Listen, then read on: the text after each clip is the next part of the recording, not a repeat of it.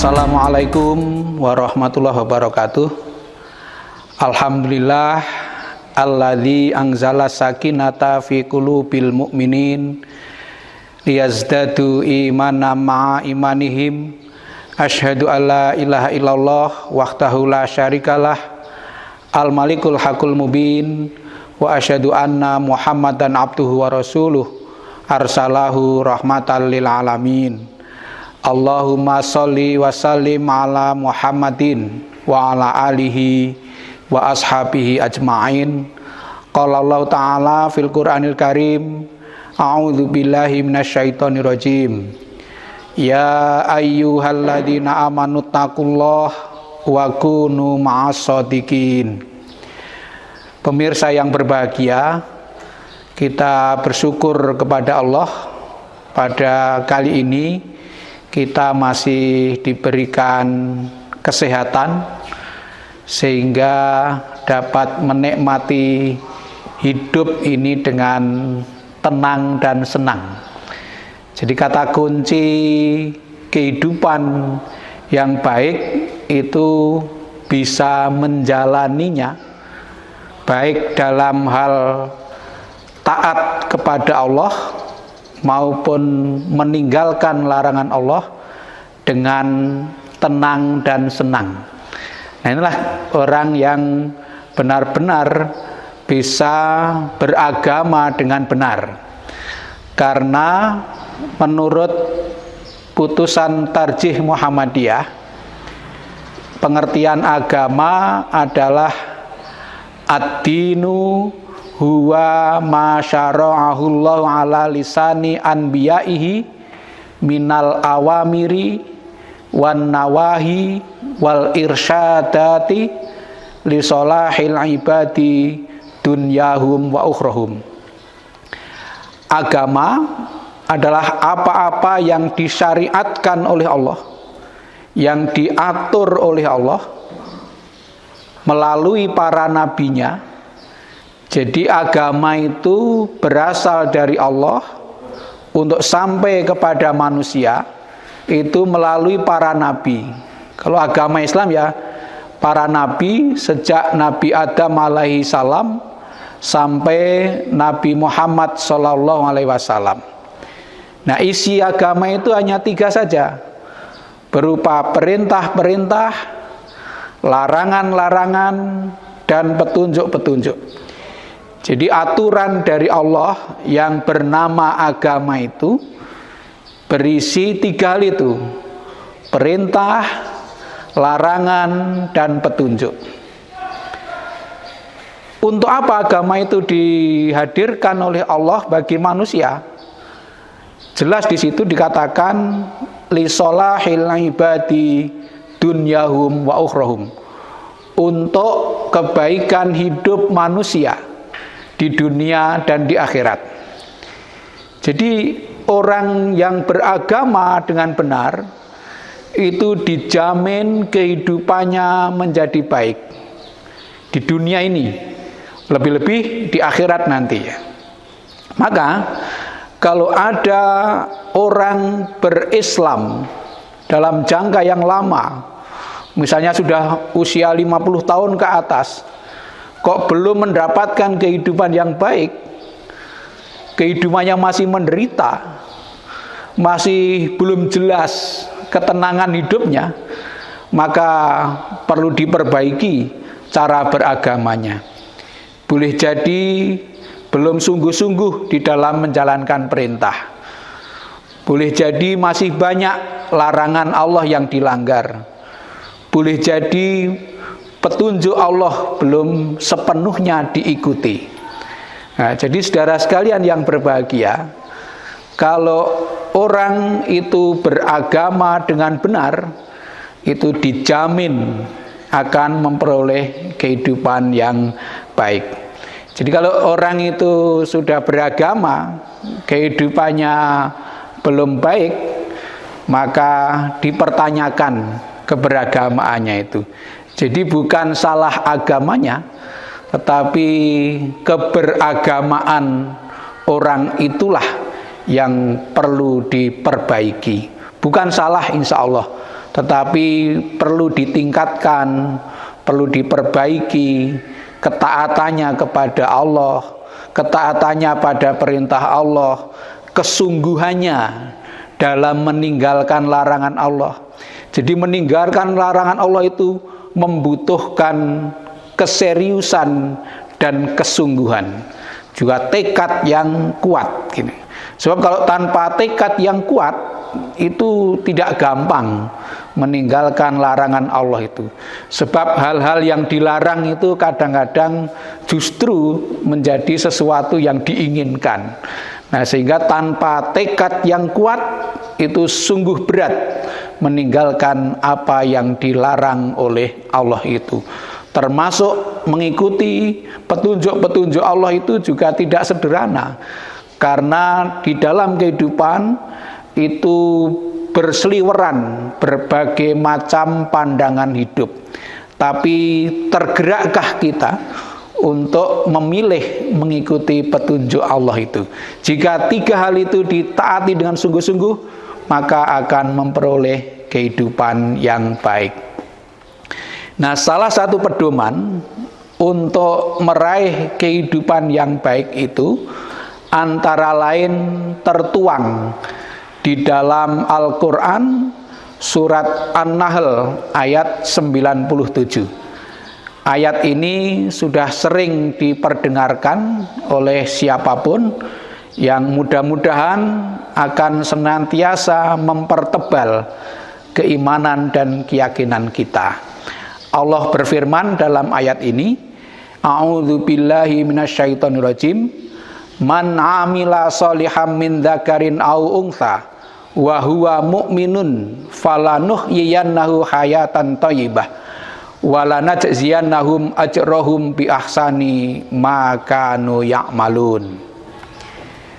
Yang artinya, barang siapa yang beramal soleh, baik laki-laki maupun perempuan, ya, dan dia itu dalam keadaan mukmin, maka dia akan memperoleh kehidupan yang baik, hayatan thayyibah. Nah, hayatan thayyibah itu di dunia ini. Mengapa di dunia ini?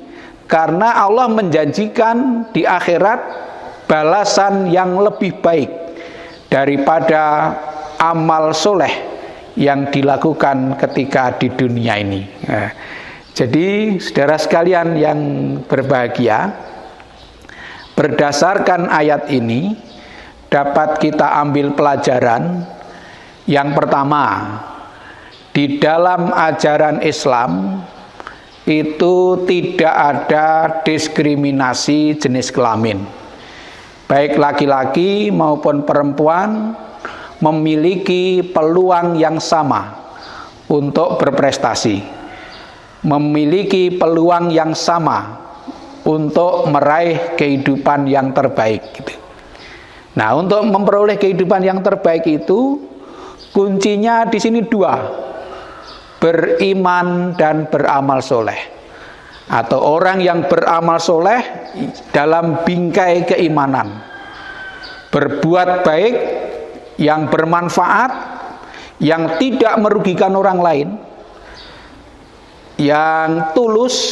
Nah, di dalam bingkai keimanan itulah yang menjadi penyebab orang memperoleh kehidupan yang baik. Nah, mudah-mudahan kita sekalian senantiasa bekerja keras, berusaha melaksanakan atau melakukan amal soleh dengan iman yang kuat, dengan keyakinan yang tulus. Nah, sehingga kehidupan yang baik itu benar-benar diperoleh. Nah, saudara kan yang berbahagia, sekarang pertanyaannya adalah, apa indikator kehidupan yang baik itu? Apa ukuran seseorang itu kehidupannya baik gitu? Dalam tafsir Ibnu Katsir antara lain dikutip pernyataan Ali bin Abi Thalib. Beliau mengatakan bahwa kehidupan yang baik adalah kehidupan yang serba membawa kepada kebahagiaan. Lalu apa yang mengantarkan kepada kebahagiaan hidup itu? Dua hal yang ditulis di dalam Ibnu Katsir itu. Yang pertama adalah qanaah, yang kedua memiliki atau memperoleh rezeki yang halal. Jadi qanaah itu apa? Qanaah itu orang yang sudah bekerja keras dengan berbagai ikhtiar sungguh-sungguh, kemudian memperoleh hasil. Nah, hasilnya seberapa atau hasilnya seperti apa, itu dia menerima dengan senang hati, merasa puas dengan hasil kerja kerasnya. Tidak terhitung berapa jumlahnya, tetapi berapapun yang diberikan oleh Allah atas kerja kerasnya, kemudian dia puas. Nah, itulah yang namanya qanaah. Bukan orang yang tidak berbuat apa-apa. Nah, kalau orang tidak berbuat apa-apa, tidak bekerja keras, lalu senang, itu tidak disebut qanaah. Jadi qanaah itu adalah hasil perjuangan yang sungguh-sungguh, sehingga bekerja keras sekali lagi dengan berbagai upaya yang benar, kemudian memperoleh hasil yang ditentukan oleh Allah, tidak menurut keinginan kita, lalu dia menerima dengan senang hati, itulah orang yang qanaah. Itu kunci pertama untuk memperoleh kebahagiaan hidup yang sejati. Nah, tanpa itu sulit dimengerti orang bisa mengatakan dirinya bahagia. Nah, apa yang bisa kita ikhtiarkan supaya bisa bersikap seperti tadi? Menerima dengan senang hati apapun hasilnya, atas ikhtiar maksimal yang sudah dilakukan. Nah, langkah konkret yang bisa kita ikhtiarkan adalah memperbaiki visi hidup kita. Nah, apa yang perlu kita tempuh supaya kita bisa sampai ke sana? Yakni menggunakan visi hidup untuk mencukupi kebutuhan, bukan menuruti keinginan. Nah, kalau hidup kita itu adalah visinya untuk mencukupi kebutuhan, bukan menuruti keinginan, insya Allah akan mudah untuk meraih qanaah gitu. Tetapi kalau menuruti keinginan itu tidak pernah ada batasnya. Nah, sehingga tidak akan pernah selesai, sulit orang untuk qanaah. Jadi beda ya, hidup untuk mencukupi kebutuhan dengan menuruti keinginan. Kalau mencukupi kebutuhan itu jelas ukurannya. Kalau keinginan tidak pernah ada batasnya.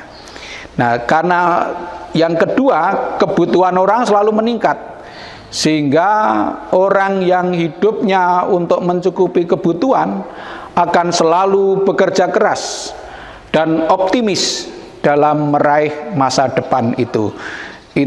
Kemudian yang kedua, rezekinya halal gitu. Rezekinya halal. Itu orang yang bahagia hidupnya, orang yang kehidupannya baik, yang dalam Quran disebut dengan hayatan thayyibah. Kalau orang itu memperoleh rezeki yang tidak halal, meskipun banyak, itu pasti tidak menenteramkan. Maka saudara sekalian yang berbahagia, dua kata kunci itulah yang menjadi ukuran kita sudah memperoleh kehidupan yang baik atau belum. Yang pertama adalah qanaah. Nah, supaya bisa qanaah itu caranya hidup ditujukan untuk mencukupi kebutuhan, bukan untuk menuruti keinginan. Kemudian yang kedua, rezekinya halal gitu.